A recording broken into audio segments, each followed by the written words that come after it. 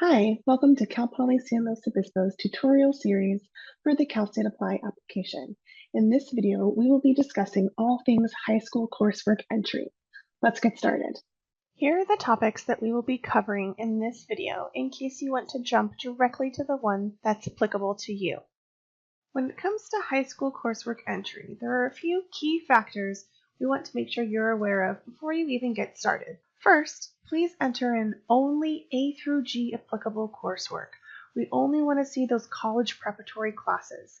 We don't want to see PE, health courses, religion courses, teacher's assistant, things of that nature do not need to be included. Secondly, you're putting in your 9th through 12th grade coursework.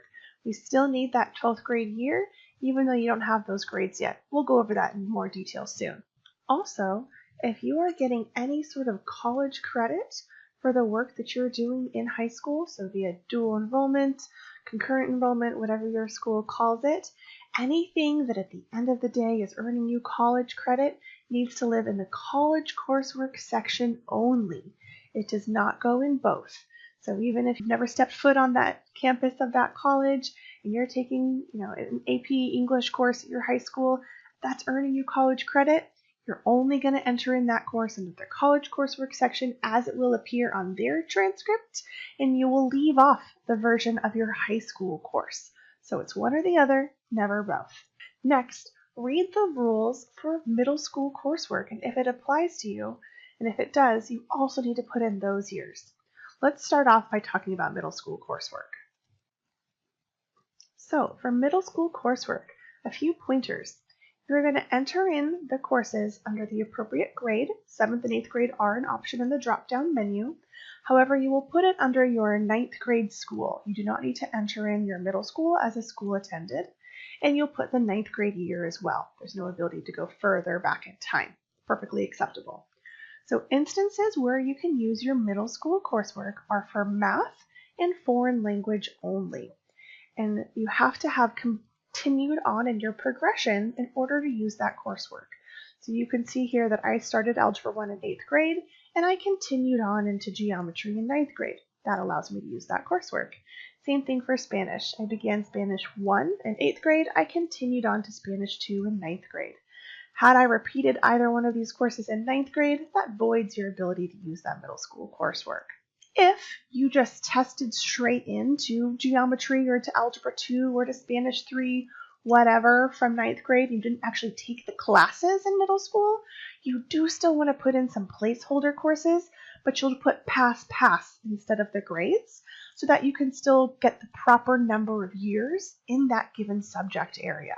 Definitely feel free to reach out to our office and have us walk you through that if that's something that applies to you. We want to make sure that's done correctly, but be mindful that you want to have an entry for every year of coursework that you have, even if you've tested directly into a higher level. For middle school coursework, another thing to remember is that if your middle school stretched only the courses across 2 years, so sometimes we see in Algebra 1A and Algebra 1B, you can't get 2 years of credit for the same course, essentially. You need to merge that into 1 year of Algebra 1 credit. If your high school coursework did not automatically import, you can manually enter in all of your coursework. This is something that all of our out-of-state students will definitely need to do. You begin by adding a grade level, select the appropriate school, the year of attendance, and hit the green check mark to save that. Note that they're going to go in numerical order, so you can see that this 9th grade hopped right above my 8th grade line that I had. Again, if you're in California, as you start typing, options should auto-populate for you. Like you see here, you can select your class from the drop-down menu. If they don't, you're going to manually type in that course title, and please do your best to have it match what your transcript is going to say. Next, you select the course type. So this is going to be either advanced placement, IB, honors, or if it's just normal college preparatory, that's where you would select none. And then the grade you received. This no course is only used for a 1 semester long course. So if I only took art history in fall and I didn't take it at all in spring, that's the instance of where I would use this no course. Once you've entered in your grades, you hit the other green check mark that saves that row, and you can continue on from there. Let's talk about 12th grade coursework. So for 12th grade, we still want to know all the classes that you're taking, but in place of grades, you will put in progress for what you're currently taking in fall and planned for what you're going to be taking in spring. Here's a great example of using that no course option for one semester classes like econ and government. If you've taken any summer school work, be mindful that summer is its own entry item. So you can select a summer course, the appropriate grade level, where you took it at, the year, and if you got a year's worth of credit, you put 2 grades in there. If you only took a semester's worth, you only put 1 grade in there and use that no course. But please do enter the summer coursework separately and not combine it with your regular academic year coursework. Your school went to a modified block schedule where they broke the year up into 4 sections and you took the same class in maybe the first and second section, what I've seen students do is enter in that same course just like this on 2 different rows, and they're putting their 2 grades entered under fall because they're getting kind of stuck in the season aspect of it. This is not the way we want to do this. This is going to read to the system as a duplicate course, and it's going to eliminate this second course. You're not going to get consideration for it. You never want to separate the same class across 2 lines. You want to merge these. So even though these 2 grades are received in maybe, October and December and not spring, if you will, it's still the same course. You're getting a year's worth of credit. Think of it more as grade number 1 and grade number 2 and less about fall and spring strictly in that mindset. Please do not separate the same course across 2 lines. That's not going to be an accurate reflection of the credit you deserve. This same rule also applies to courses that are taken intentionally more than once. I see this most often with things like band and choir, where students are taking, concert band or jazz choir over and over again throughout their whole high school career. You also want to differentiate those courses because having the same course again and again is going to read as a duplicate. So what I did here is just manually input a 1 and a 2 just to make that course title a little different. That's all you need for the system to recognize it as a different course. Even though in reality it is the same course, you're allowed to take that kind of course over and over again, right? So it's treated a little bit differently. So if you have something like that where you're intentionally allowed to take that same class over and over again throughout your high school career, just put something in there to make it a little bit different from year to year so it's not read as a duplicate. Next, let's talk about foreign language courses. So language other than English, we commonly refer to it as LOT. It's a lot easier to say. And this is a subject area where I especially see a lot of mistakes made in high school coursework entry. So LOT is different than some of the other courses in that it has different levels of credit that you can achieve. Let me show you an example of how this can kind of look. So if you're in California, your high school has an A through G course listing on UC Doorways. You can look it up. So when we go to Area E, here's all the foreign language courses that this school offers. And here's their respective LOT levels. And so this means the year's worth of credit that you get for taking that class. So if I took just this 1 year of French 2, I'm getting 2 years worth of LOT credit. If I'm a native Spanish speaker and I take just this 1 year, this 1 course, it's a LOT level 4 course. I am entitled to 4 years of foreign language credit. However, the computer's not reading course titles. You need to tell it how many years you have. So the way that we achieve this is by entering in some placeholder courses. You want to differentiate the names, the different titles, so it's not reading as a repetition, right?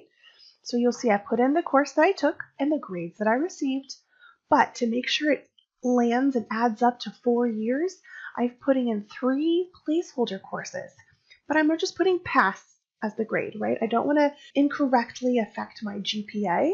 I just want to get the semester count to be accurate. So when I put this in here, and then later I'll assign all these rows to Area E in my A through G matching tile. But right here, this is 1, 2, 3, 4. So I really want to point that out. Pay special attention to the LOT level that you deserve by taking that course and manually enter these in. This also counts for if you're taking college level courses. All California community colleges also have a UC Doorways A through G page that you can reference. Let's look at Cuesta colleges. We're going to go down to Area E. Here's all their foreign language courses. So if I took just this French 2 course at Cuesta College, this is a level 3 course. So I will put this French 2 course in my college coursework section, right? But I also need to make sure that I have included 2 other years so that it ends up adding up to 3 at the end of the day. So the computer knows to give you a year's worth of credit for 1 semester of college level coursework, but it doesn't know that this is a level 3. So this is where I would come back over to my high school coursework. I would put LOT level 1, LOT level 2, and then my course is going to live in college coursework. On your A through G matching page, once you assign all of those to Area E, you want to make sure that it lands at being 3 years. Again, this is pretty tricky and complicated. Definitely reach out to our office and work with us. Let us check your work before you submit your application if this scenario applies to you in any way. And lastly, let's discuss repeated coursework. So let's say that I took Ceramics 1 in 11th grade and I received a D in both portions of that course. Let's also say that I am currently retaking that course in 12th grade. I am reporting that is in progress and planned. But I have to keep these Ds here until I have successfully repeated the same exact course at the same exact institution. I do not get to omit these until I have a higher grade successfully completed. If I was to retake a ceramics course at a different school, I am still getting that Area F coursework back, but it's not the same exact course. So in that instance, I would still need to keep these Ds here. I would just be able to put Ceramics 1, blah, blah, blah, high school, B, and include that as well. So that's kind of the name of the game for repeated coursework. Unless you have already repeated the same exact course at the same institution for a higher grade, those lower grades have to stay in there. If you have any repeated coursework situations, please reach out to our office and let us double check your work. We want to make sure this is done correctly and that you're not doing any sort of false reporting. We hope this video addressed all of your questions and concerns about entering in high school coursework. But if it didn't, please don't hesitate to reach out to us like I've said many times in these videos. We host Zoom workshops you can register for to speak to us in live time. We have phone hours Monday through Friday. You can reach us via email, text. Definitely need to make sure this tile is accurate and complete, as we are only using your self-reported information to make our decisions, and we are not going to be looking at official transcripts for domestic applicants in order to make our decision. It is vital that all of your self-reported data is correct. Best of luck with your application. Hope to see you next year.